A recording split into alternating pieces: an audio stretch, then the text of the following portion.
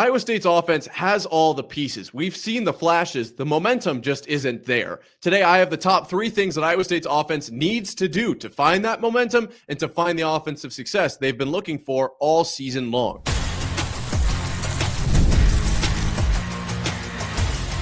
You are Locked On Cyclones, your daily podcast on the Iowa State Cyclones, part of the Locked On Podcast Network, your team every day.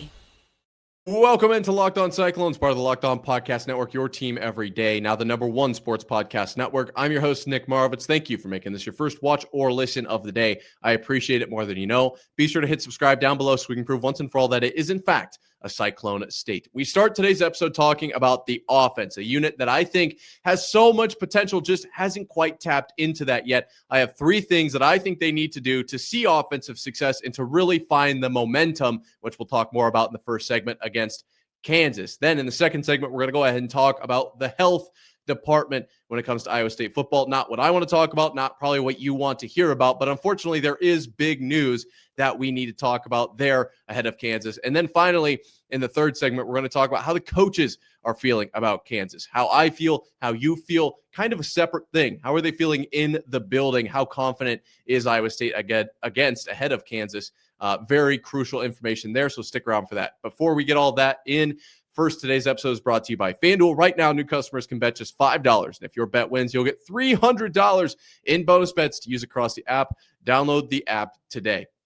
We start on the offensive side of the ball, an area that obviously I love to talk about because everybody loves points, but also I talk about this unit so much because I feel like they could be so much better than they are. We've sustained a ridiculous amount of injuries on the defensive side, and I just feel like at some point you have to be happy with what you're getting defensively from Iowa State. But offensively, we're so close. We have all the pieces. Something is missing. What is it? Well, Mauser, when I listened to his press availability this week, the main thing I pulled from it was Iowa State's missing momentum. And I can't disagree. I definitely think there's an element of start, stop to Iowa State's offense. Not necessarily from the yardage standpoint. I mean, it does lay out that way sometimes, but more so from a success, huge play, and dud. And then we get something to go our way, and then this is complete failure. Like, that's how I feel this Iowa State's offensive kind of season has got to an extent. Now, there are going to be outliers on both sides of that coin, but for sure, I think across the board, we can agree there hasn't been the momentum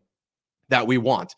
Now, Iowa State's offensive momentum can be solved with these 3 things I'm about to lay out for you. I'm curious what you think of my top 3, or if you have different opinions, let me know in the comments below or at Nick_Marv on Twitter. The first thing that I want Iowa State to do, we talked about this yesterday, I want them to lean on the run game. In Mauser's press availability, he talked about the run game as sometimes it's just you got to be more dirty and nasty.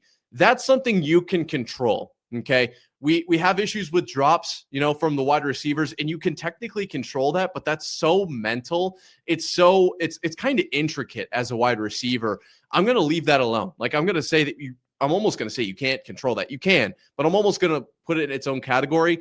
You can control how tough, how nasty, how downhill, how bad do you want it? You can control all of those sort of things, and all of those sort of things are directly linked to the offensive run game. Just go run somebody over. So that's what I want Iowa State to focus on primarily. We laid out yesterday how Carson Hansen on 3 straight weeks has 100 yards rushing, and we haven't really seen a ton of Abu Sama. I think we could potentially incorporate him more and leave Hansen about where he's at carries-wise.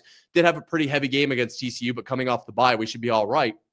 I don't see why Iowa State can't just, slightly lean into the run game a little bit more. If nothing else, then to create its own momentum. It's so finicky with understanding coverages, and is the coverage going to go exactly how you think, or is it disguised? Are the receivers on the same page?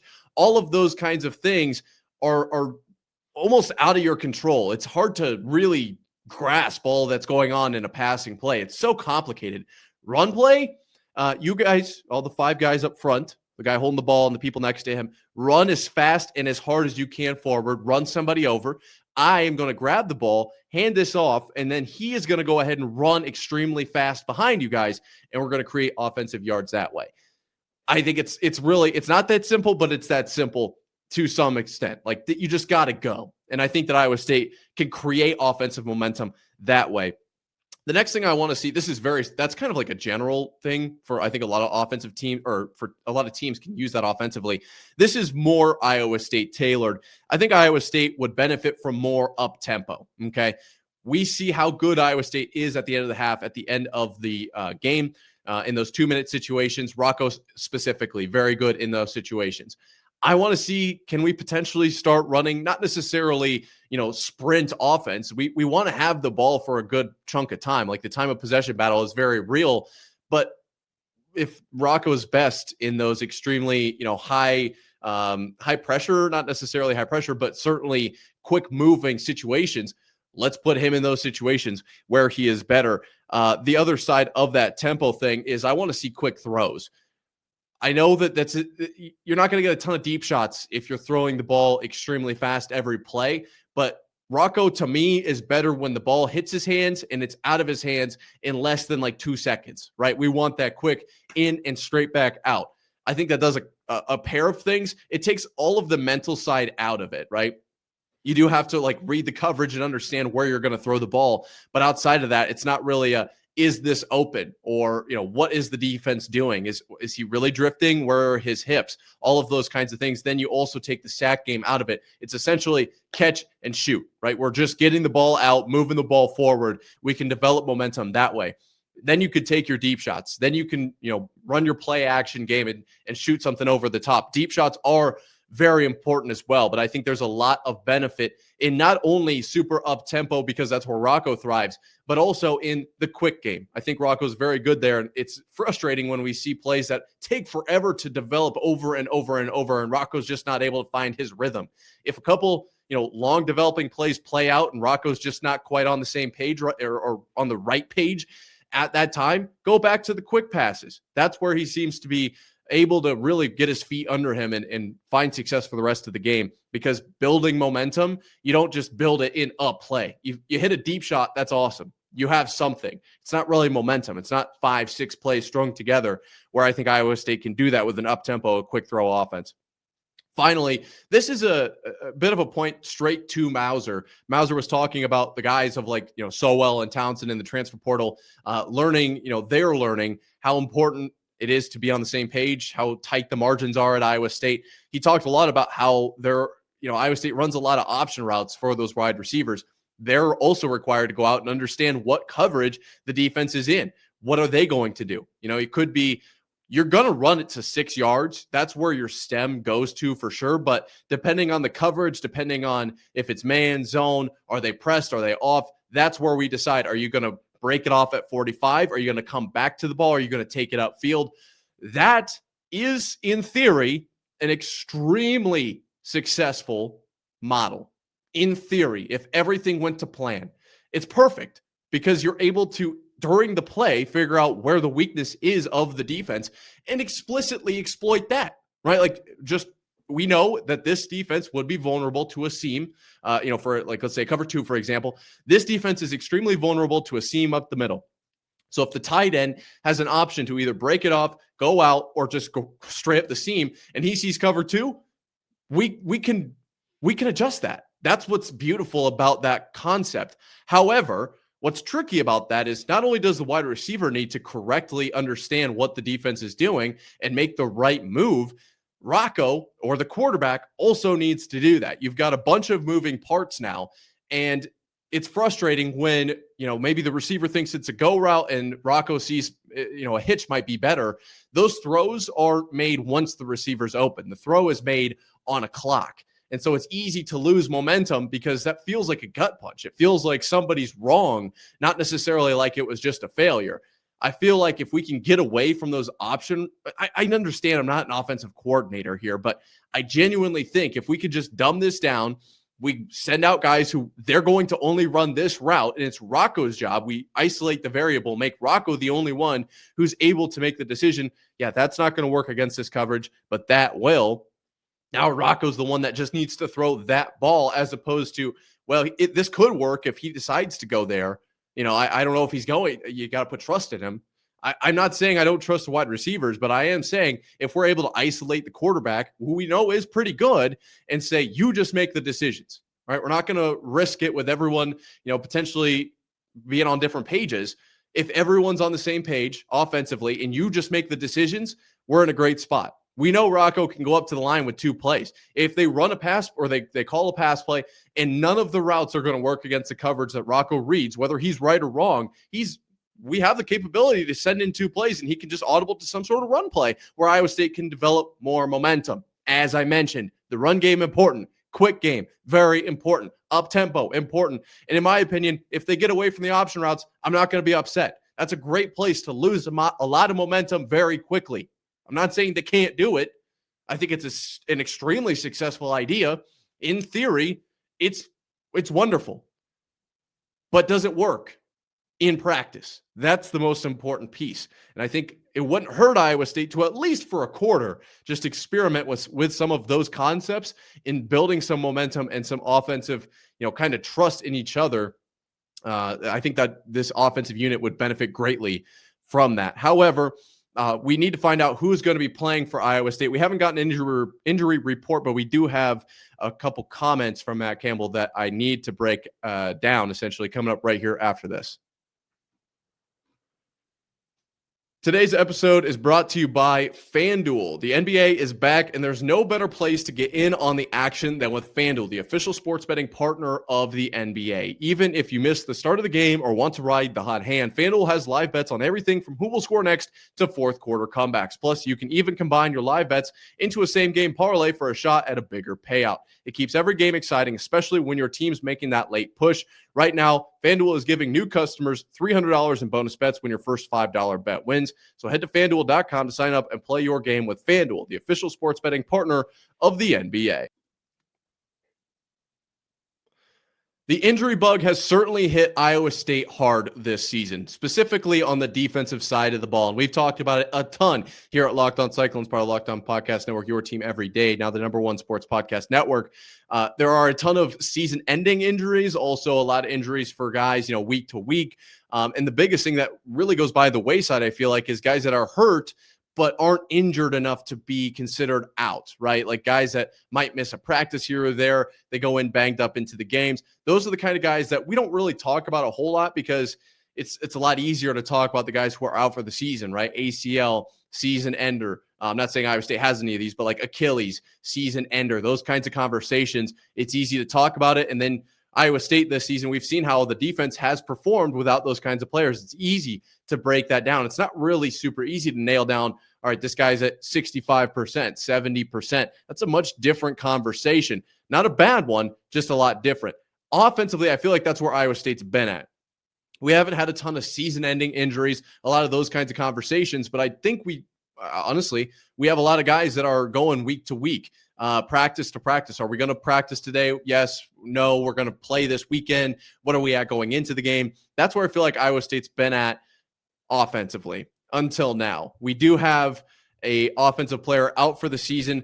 We're talking about it right now. Gabe Burkle is out for the year. Surgery tomorrow, Matt Campbell says. Not ideal for the passing attack that Iowa State, I think, does need to find to see success the rest of this season. Obviously, only 2 games remaining, Kansas and Oklahoma State. But the passing game has been a struggle for Iowa State this season. And I've said over and over before the season and even into the season that Iowa State's tight ends have been major, have been key for Iowa State this season in the passing game specifically. They're great across the board. Ben Bramer and Gabe Burkle are the tight end duo that I think we all want as Iowa State fans, maybe one of the best tight end duos in the country, but we will be without Gabe Burkle for the rest of this season. A few other comments that Matt Campbell made as far as players that, where are they at injury-wise? Jameson Patton is questionable at best for this weekend. Tayshaun James will be out for the foreseeable future, but Caleb Bacon appears to be a go. So we don't have an actual injury report. We'll get that later today, and we'll talk about that this week. And I'm sure that laundry list will be ridiculously long for Iowa State. But as of right now, Iowa State will be without Gabe Burkle the rest of the way. Tayshaun James probably as well. I mean, Iowa State has dealt with injuries all season. It started early, and it happened often, right? Like, that's not ideal. And I do think it's worth – I don't have the answers. I don't know why. I think it's worth maybe taking an internal look. What's the strength conditioning program look like? What do practices look like? All of those kinds of conversations I'm sure will be had over the offseason. I think they probably could have been and probably did happen over the last offseason, but now with 2 straight years in a row where we're just getting decimated with injuries, I think that is priority number one personally. But at least as far as the rest of the way here, I do have trust in this Iowa State team. Okay. For a couple of different reasons. One, we've seen how Iowa State's been able to perform so far this season with the amount of injuries that they've had that they have sustained, right? Especially on the defensive side of the ball. And the real performance that I'm highlighting is against TCU.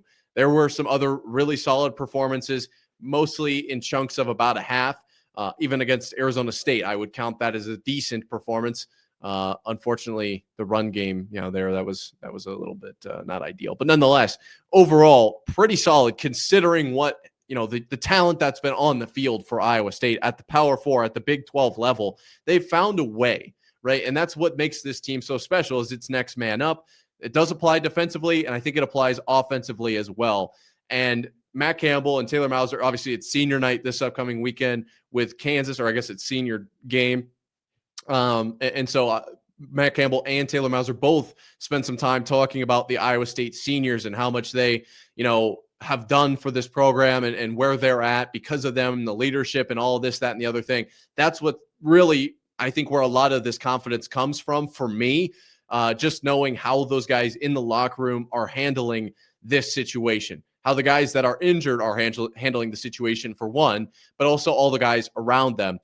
Those leaders that have been through this, last season for sure, but for years, they understand what kind of needs to happen mentally for the team to see success through all of these injuries, right?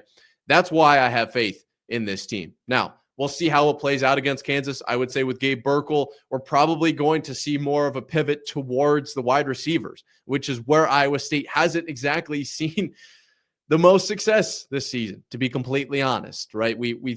I feel like they've been better in the tight end department, but maybe that's just a little bit of bias, from the drop standpoint. Could be just that. Certainly, Brett Eskelson's been a very bright point. Chase Sowell has had some ridiculous games. But for the most part, I would say it's been the tight ends, and we're going to probably see a pivot towards those wide receivers. Now, to bring up a point I just set a few minutes ago, I feel like we have to get back to basics, as far as wide receivers goes. And we're probably going to end up leaning on the run game a little bit more for this specific reason, as well as the momentum piece that I brought up earlier. I don't see any reason why this is a bad plan, personally. I think Iowa State will be okay. Obviously, you want Gabe Burkle on the field for more reasons than just his pass catching ability. He's a great blocker, great leader, has a great understanding of the defense of the Iowa State offense. A lot of reasons to want Burkle on the field.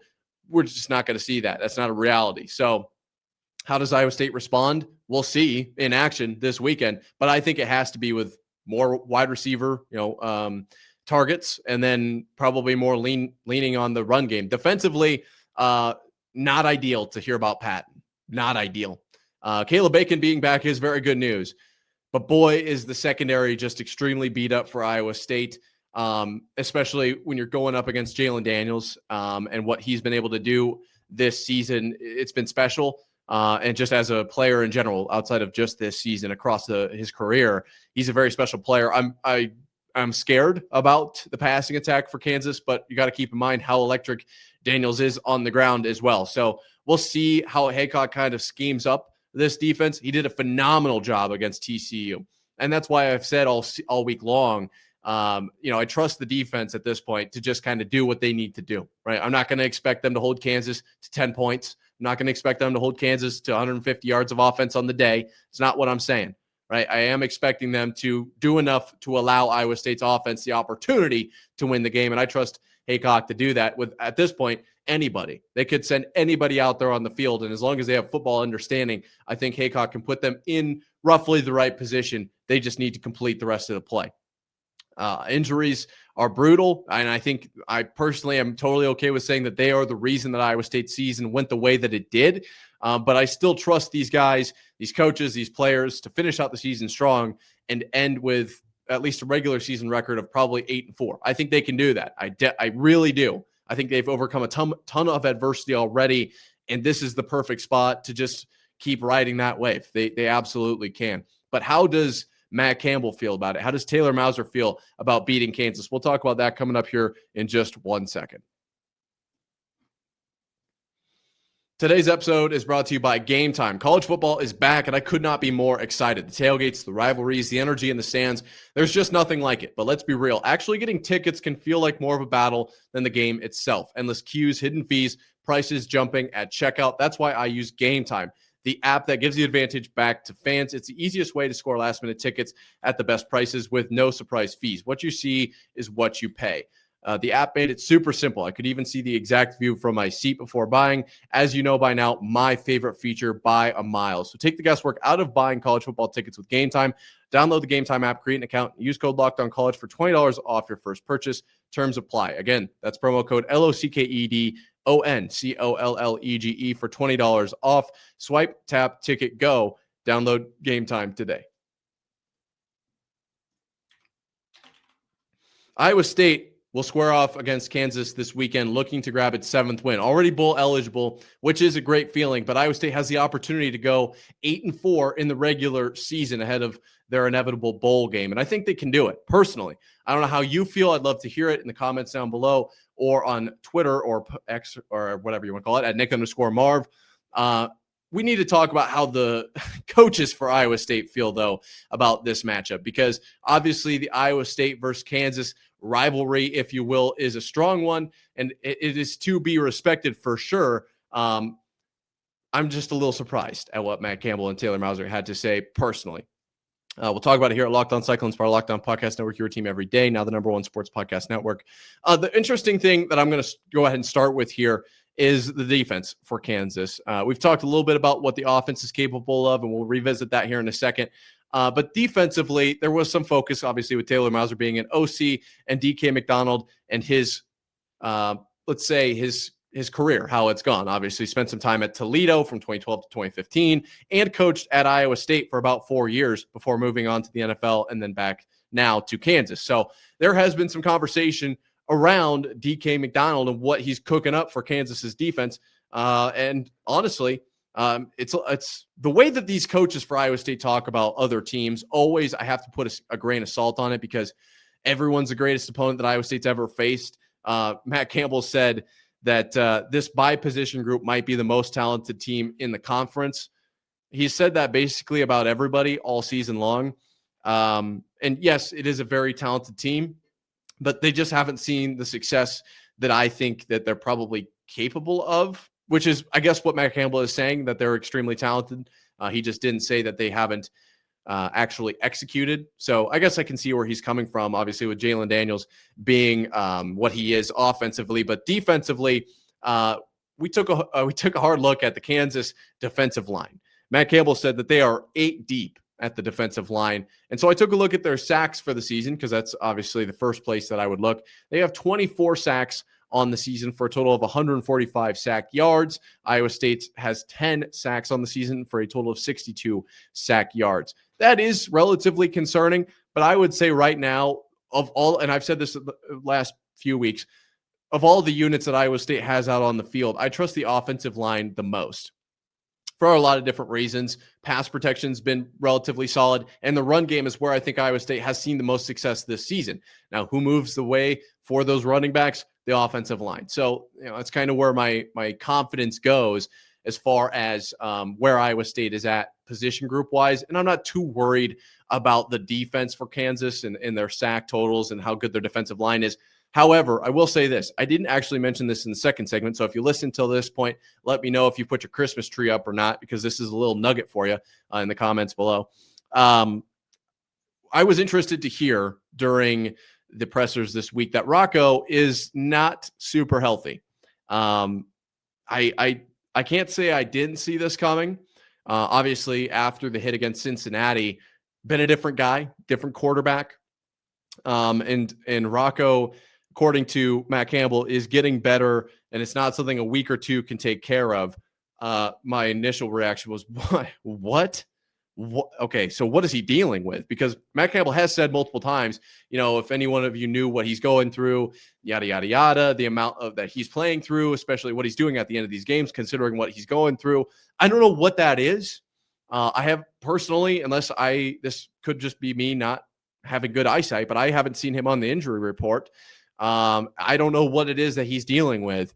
Whatever it is, it came up in the press conference, and the quote of, it's not something a week or two is going to fix or take care of. He's getting better.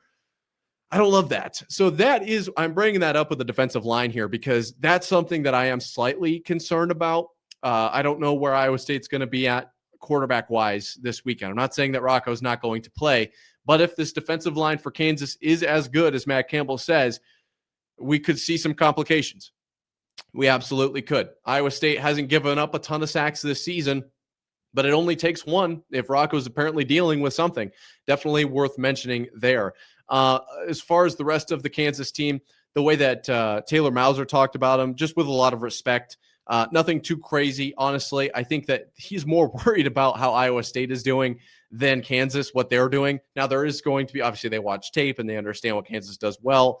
But I would say that Mauser's focus is internal, which is where I want it to be. So I took a look at what Kansas has done in the pass game. Obviously, tackles and sacks and all that are numbers that they're all kind of situational or whatever. But as far as interceptions, Kansas only has 4 interceptions on the year. So I do feel good about that. And we've talked about how Jalen Daniels has only thrown, 3 interceptions this season, a 21-3 touchdown to interception ratio. Kind of ridiculous, actually. Does a very good job of keeping the ball out of harm's way. Rocco hasn't quite been in that same realm. I believe it's 12 touchdowns to 9 interceptions. And I don't have it up right now, but I think it's 7 interceptions over the last 5 weeks.